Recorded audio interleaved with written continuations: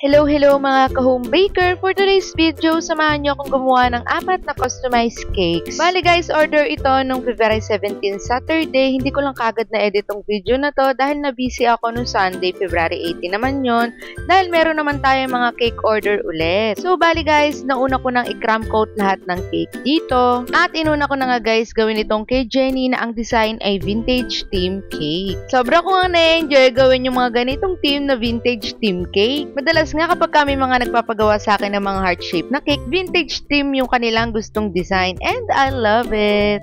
Ewan ko ba guys, basta I love doing this design. Sana nga meron pa magpagawa sa atin ng mga ganitong vintage theme na design. And eto na guys yung final look ng ating first cake vintage theme. Proceed naman tayo guys sa ating second cake na ang theme nito is Among Us na order sa atin ng ating customer na si Sir Evangelista Chris. Nakakatuwa nga guys dahil meron silang catering business at sa amin sila kumukuha ng cake. Kaya naman maraming salamat po Sir Chris dahil sa amin po lagi kayo kumukuha ng cake sa tuwing may event po kayo. At eto na po, tapos na ang ating Among Us theme cake. Dito naman tayo guys sa ating ikatlong cake na casino theme cake. All white base lang ang cover ng cake na to. Kung titingnan mo nga ay napakasimple lang naman ang cake na to, all white lang. Pero guys, kapag nailagay na yung mga design nito is maganda po and very elegant. At bumagay nga siya dun sa backdrop na pinagdelibera naming event. And here's the final look na po ng ating casino theme cake. At dito naman po tayo sa ika-4 na cake. 2-tier po itong cake na ito. Ang theme naman po nito is Hot Wheels. 8x4 ang size ng bottom at ang top tier naman niya ay 6x4. Sa details naman po ng cake na to, meron siyang fondant details sa baba na yung may mga pa-square-square na black ganon. Makikita nyo siya mamaya sa may final look. Tapos yung mga car na design dito sa cake na to is real to yung pinalagay ng ating customer. So ayan guys, as you can see, nilagay ko ng ating top tier. At munti ko pa nga guys makalimutan i-on yung video. Kaya yan nakikita nyo meron na kagad cover na blue yung top tier. Para mag-aalauna na yata ng madaling araw yan guys yung nagawa ako ng cake kaya medyo antok na ako nyan. Anyway guys, eto na nga po pala ang ating last cake for this video. Maraming